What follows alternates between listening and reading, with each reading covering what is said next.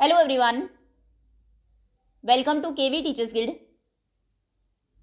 बच्चों, अभी हम डिस्कस करेंगे 7वीं कक्षा हिंदी का एक क्वेश्चन पेपर। ये केंद्रीय विद्यालय संगठन सत्र 2022-23 का प्रश्न पत्र है, सेशन एंडिंग एग्जामिनेशन का। और पहला प्रश्न है, निम्नलिखित अपठित गद्यांश के प्रश्नों के दिए गए उत्तरों में से उपयुक्त उत्तर चुनकर लिखिए। अपठित गद्यांश आपको दिया है, नीचे प्रश्न है, उनके 4 विकल्प है, आपको सही विकल्प को चुनना है। तो आदर्श विद्यार्थियों को कुसंगति से बचना चाहिए, उसे अपने सहपाठियों के हित के लिए तैयार रहना चाहिए और उनके प्रति स्नेह भाव रखना चाहिए। एक आदर्श विद्यार्थी का सिद्धांत होना चाहिए सादा जीवन उच्च विचार। उसे स्वावलंबी भी होना चाहिए, अर्थात उसे अपना प्रत्येक कार्य स्वयं ही करना चाहिए। आदर्श विद्यार्थियों को अपना अधिक समय विद्या अध्ययन में ही बिताना चाहिए। आदर्श विद्यार्थियों को मधुर भाषी और सत्यवक्ता होना चाहिए। इन गुणों के कारण ही वह समाज में सम्मान तथा जीवन में सफलता प्राप्त करता है। अभी पहला प्रश्न है, आदर्श विद्यार्थी का क्या सिद्धांत होना चाहिए? कुसंगति, सफलता, सम्मान तथा जीवन में सफलता, सादा जीवन उच्च विचार। तो आदर्श विद्यार्थी का सिद्धांत होना चाहिए सादा जीवन उच्च विचार, द विकल्प सही है। आदर्श विद्यार्थी को अपना अधिक समय किसमें बिताना चाहिए? सहपाठियों में, विद्या अध्ययन में, सादा जीवन स्नेह भाव। तो आदर्श विद्यार्थी को अपना अधिक समय विद्या अध्ययन में ही बिताना चाहिए, ब विकल्प सही है।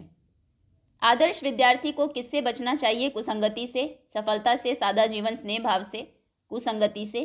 मधुर भाषी और सत्यवक्ता के गुणों के कारण ही आदर्श विद्यार्थी क्या प्राप्त करता है? सत्संगति, आलस्य, समाज में सम्मान व जीवन में सफलता, कुसंगति। तो मधुर भाषी और सत्यवक्ता, इन गुणों के कारण ही वह समाज में सम्मान तथा जीवन में सफलता प्राप्त करता है, स विकल्प सही है। अपना कार्य स्वयं करने वाला शब्द का अर्थ है स्वावलंबी, स्वास्थ्य, स्वागत, स्वाभिमानी, अविकल्प सही है, स्वावलंबी। अभी आगे है खंड खा व्याकरण। निर्देशानुसार उत्तर दीजिए। पहला प्रश्न है, स्वर्ण श्रृंखला में कौन सा विशेषण है? सोने की श्रृंखला। तो ये श्रृंखला की विशेषता गुण बता रहा है स्वर्ण शब्द, तो ये होगा गुणवाचक विशेषण।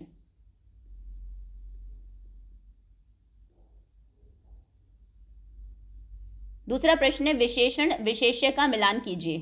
चंचल, नदियां या कुर्सियां। तो चंचल होगी नदियां। घना, लड़की, जंगल, तो घना जंगल। द्वंद्व समास के कोई 2 उदाहरण लिखकर समास विग्रह कीजिए। द्वंद्व समास जैसे राजा रानी, और इसका विग्रह होगा राजा और रानी। और माता पिता, विग्रह होगा माता और पिता।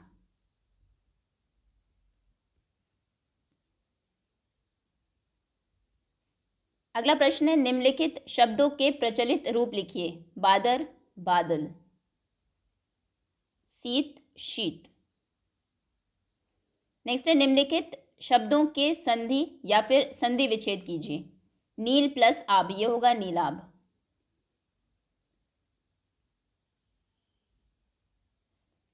नेक्स्ट है मेघाच्छन्न, ये होगा मेघ प्लस आच्छन्न।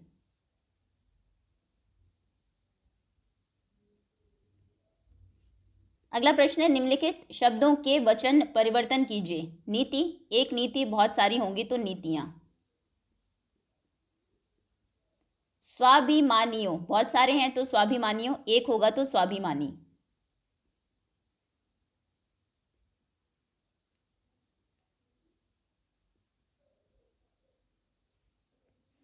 नेक्स्ट है, निम्नलिखित शब्दों में से प्रत्यय और मूल शब्द अलग करके लिखिए। प्रमाणित, तो इसमें मूल शब्द है प्रमाण और प्रत्यय है इत। दैनिक, दिन, मूल शब्द है और इक प्रत्यय है। आगे निम्नलिखित शब्दों से एक एक वाक्य बनाइए। तो पहला शब्द है प्रेरणा। महापुरुषों की जीवनी से हमें प्रेरणा लेनी चाहिए, के जीवन से हमें प्रेरणा लेनी चाहिए। दूसरा शब्द है उत्साह। भारतीय सभी राष्ट्रीय पर्वों को बहुत उत्साह से मनाते हैं। सभी राष्ट्रीय या फिर सभी भारतीय राष्ट्रीय पर्वों को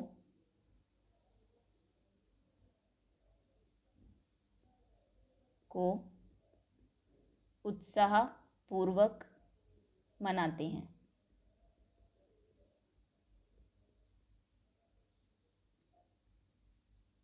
अभी आगे है खंड ग।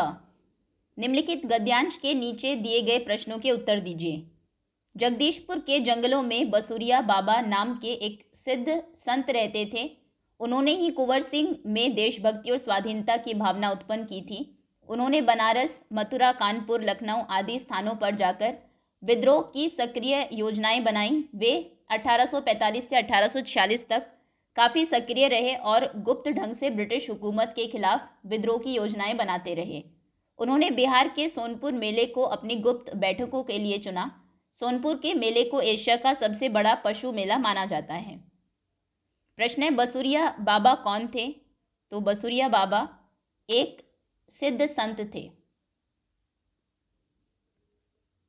दूसरा प्रश्न है, कुंवर सिंह में देशभक्ति और स्वाधीनता की भावना किसने उत्पन्न की? बसुरिया बाबा ने। कुंवर सिंह में देशभक्ति और स्वाधीनता की भावना बसुरिया बाबा ने उत्पन्न की। सोनपुर का मेला किस लिए प्रसिद्ध था? सोनपुर का मेला एशिया का सबसे बड़ा पशु मेला माना जाता था या फिर पशु मेला होने के कारण प्रसिद्ध था। बसुरिया बाबा कहाँ रहते थे? तो बसुरिया बाबा जगदीशपुर के जंगलों में रहते थे। घ का आंसर है। स्वाधीन शब्द का विलोम शब्द लिखिए। स्वाधीन का विलोम होगा पराधीन, दूसरों के अधीन। निम्न गद्य पाठों पर आधारित प्रश्नों में से किन्हीं 4 प्रश्नों के उत्तर लिखिए। पहला प्रश्न है, हिमालय की यात्रा में लेखक ने किन किन की प्रशंसा की है, तारीफ की है? तो हिमालय की यात्रा में लेखक ने हिमालय की अनुपम छटा की, नदियों की, बर्फ से ढकी पहाड़ियों की, पेड़ पौधों से भरी घाटियों की, देवदार, चीड़, चिनार से भरे जंगलों की प्रशंसा की है। दूसरा प्रश्न है, मोर और मोरनी के नाम किस आधार पर रखे गए थे? तो नीली गर्दन होने के कारण मोर का नाम नीलकंठ रखा गया था और मोरनी क्योंकि हमेशा ही मोर के साथ रहती थी उसकी छाया के समान, तो इसीलिए उसका नाम राधा रखा गया था। नीलकंठ और मोरनी का नाम था राधा। अगला प्रश्न है, कुंवर सिंह के व्यक्तित्व की किन विशेषताओं ने आपको प्रभावित किया? तो सबसे पहले तो कुंवर सिंह में देशभक्ति की और देश प्रेम की भावना कूट कूट कर भरी हुई थी। मातृभूमि को अंग्रेज़ों से आज़ाद कराने की उनमें एक प्रबल इच्छा थी। वो बहुत ही साहसी थे और निर्धनों की सहायता के लिए हमेशा आगे रहते थे। काका कालेलकर ने नदियों को लोकमाता क्यों कहा है? क्योंकि बहुत शुरू से ही, आरंभिक काल से ही, जैसे एक माँ बच्चे का भरण पोषण करती है, वैसे नदियाँ मनुष्य का भरण पोषण करती हुई आ रही है। ये हमें पीने के लिए पानी देती है, दूसरी तरफ जो उपजाऊ मिट्टी ये लेकर आती है अपने साथ, वो बहुत उपयोगी है, उसी में फसल उगती है। तो इसीलिए सदियों से, क्योंकि ये हमारी आजीविका का साधन है, तो इनको लोकमाता कहा गया है। खान पान के मामले में स्थानीयता का क्या अर्थ है? तो स्थानीयता का मतलब है किसी विशेष स्थान के खाने पीने के जो विशेष व्यंजन होते हैं। जैसे चैप्टर में आपको दिया है, मुंबई की पाव भाजी, दिल्ली के छोले कुलचे, मथुरा के पेड़े, आगरे का पेठा, ये कुछ मशहूर चीज़ें हैं जो अपनी स्थानीयता के कारण जानी जाती है।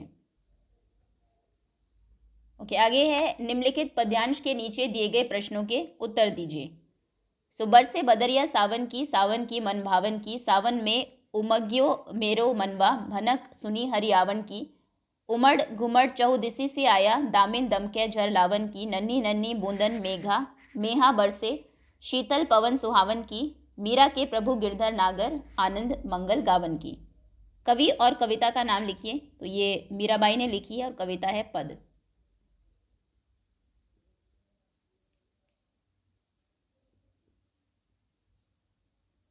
आगे है, दामिनी शब्द का क्या अर्थ है? दामिनी मतलब बिजली। वर्षा ऋतु में मीरा को किसके आने की सूचना मिलती है? श्री कृष्ण के। आगे है, मीरा को सावन मन भावन क्यों लगने लगा? कृष्ण की आने की भनक सुनकर, बात सुनकर, सूचना पाकर। कृष्ण के आने की सूचना पाकर मीरा को सावन मन भावन लगने लगा। मीरा किसकी भक्त थी? श्री कृष्ण की।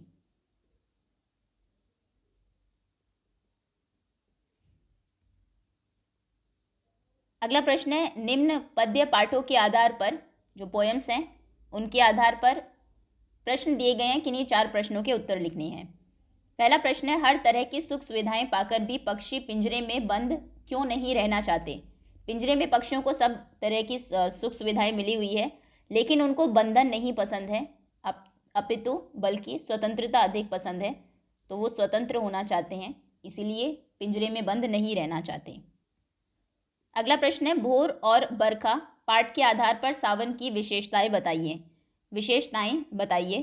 तो सावन के आने पर चारों तरफ का दृश्य बहुत ही मनोहर हो जाता है, मन उमंग और उल्लास से भर जाता है, बिजली चमकती है, बादल गरजते हैं, मनुष्य, पशु, पक्षी, पेड़ सभी प्रसन्न होते हैं, नन्ही नन्ही बूंदों से हमें शीतलता मिलती है। आगे है, पक्षी उन्मुक्त रहकर अपनी कौन कौन सी इच्छाएं पूरी करना चाहते हैं? वो कड़वी निमोरियाँ खाना चाहते हैं, खुले आसमान में उड़ना चाहते हैं, नदियों का शीतल जल पीना चाहते हैं, पेड़ों की टहनियों पर झूलना चाहते हैं और क्षितिज से मिलना चाहते हैं। मीरा को सावन मन भावन क्यों लगने लगा? जैसे ही उनको श्री कृष्ण के आने का एहसास हुआ, सूचना मिली, तो मीरा को सावन मन भावन लगने लगा। आँख में तिनका पड़ने के बाद घमंडी की क्या दशा हुई? तो आँखों में दर्द होने लगा, आँख बिल्कुल लाल हो गई, वो बेचैन हो उठा और तरह तरह के प्रयास करने लगा उस तिनके को निकालने के लिए। उत्तर आप इनके लिख लेंगे। और ये कुछ क्वेश्चंस हैं महाभारत के आधार पर, किन्हीं 5 प्रश्नों के उत्तर दीजिए। इनको देख लेंगे आप। विराट की चिंता का क्या कारण था? अर्जुन ने निहत्थे श्री कृष्ण को क्यों चुना? अभिमन्यु की मृत्यु के बाद अर्जुन ने क्या प्रतिज्ञा ली?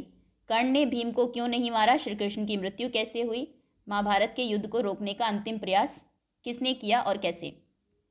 विराट की चिंता का कारण था कि नगर को घेरने के लिए राजा सुशर्मा ने दक्षिण की ओर मत्स्य देशों पर आक्रमण कर दिया था।